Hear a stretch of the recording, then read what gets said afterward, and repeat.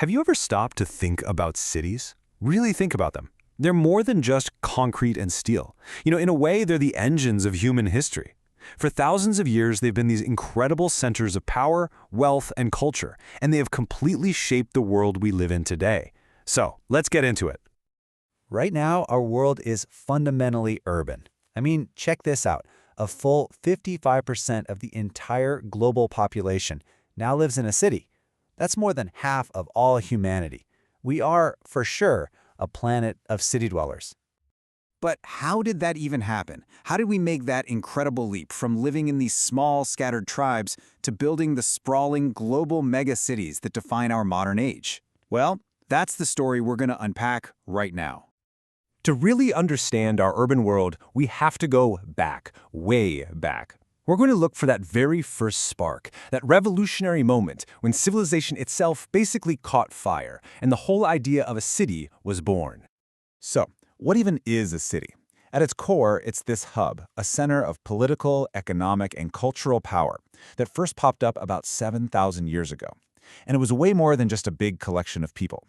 It was a completely new way for us to live together, a total game changer. And what's really fascinating is the simple but super powerful chain reaction that made cities possible in the first place. It all started with farming.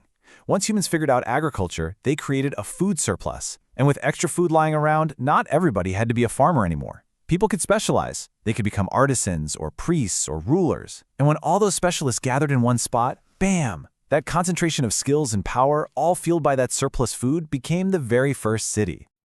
Okay, so once cities actually existed, a brand new problem cropped up. How in the world do you organize thousands of people all living on top of each other? They needed a plan, a blueprint, really, for civilization itself. And maybe the most influential blueprint in all of history was the Roman grid. The concept is just genius in its simplicity. You've got two main roads crossing right at the center, the north-south Cardo and the east-west Decumanus. And from there, a logical, orderly pattern of blocks could just expand outwards. It was so clean, so efficient, and incredibly effective. And this really shows you the two different paths cities could take, right? On one side, you've got the orderly, planned, logical Roman grid, and on the other, you have the chaotic, organic growth of medieval European cities, which just kind of sprawled out into this jumble of winding streets. These were two completely different philosophies of how to live together. The staying power of the grid is just incredible. The idea gets its start with the ancient Greeks, it's perfected by the Romans, and even though it kind of fell out of favor in medieval Europe, it got a massive revival in the modern era. Just think about it for a second. The layout of Manhattan has its DNA in an ancient Roman military camp. Now that's an idea with a serious legacy. All right, so we've seen how cities were built. Now let's talk about what they did. See, cities weren't just places to live, they were crucibles, these intense places that forged new ideas, new art, and new conflicts that would end up defining human history. Let's take ancient Athens. This was not just another city-state. No way. It was a political laboratory. It was right here, in these dense, bustling streets and public squares, that a radical new idea was born. Citizenship. The idea that ordinary people should actually have a say in how they're governed. Democracy itself was born in a city.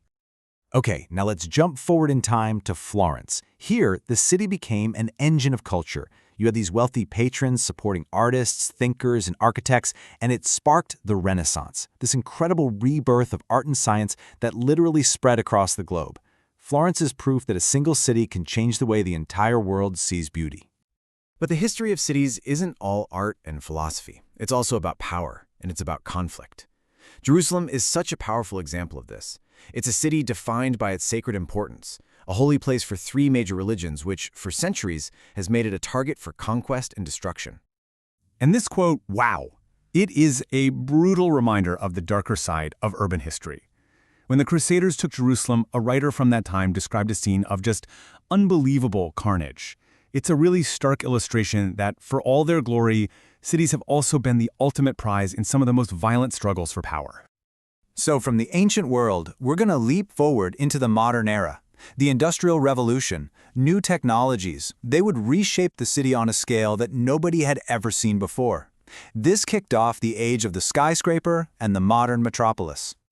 Just look at the speed of this change. In 1800, only 3% of people lived in cities, but the Industrial Revolution fueled this massive explosion in urban growth. By 1950, it was nearly a third of all humanity. The speed of that shift was just incredible. In just a couple of centuries, we went from being a rural species to an urban one. But as you can imagine, this hypergrowth came with a heavy price.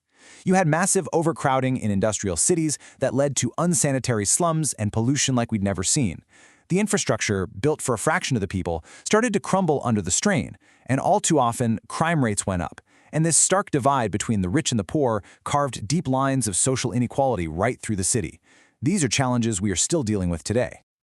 And that brings us to our final section. We're looking at the here and now and the future of our urban planet. So, where are we all headed? This number pretty much says it all. 43. That is the predicted number of megacities. We're talking cities with over 10 million people that will exist by the year 2030. Our urban acceleration isn't slowing down at all. If anything, it's speeding up. We are becoming, for the first time in history, a planet of cities. So that leaves us with one last and I think really crucial question. We've seen how cities forged democracy, how they sparked renaissances, and how they survived unbelievable conflict. We've seen them grow into these massive, complex organisms. As we look to the future, as our world becomes a planet of cities, what's the next blueprint for success? What is it that's going to make the great cities of tomorrow truly great?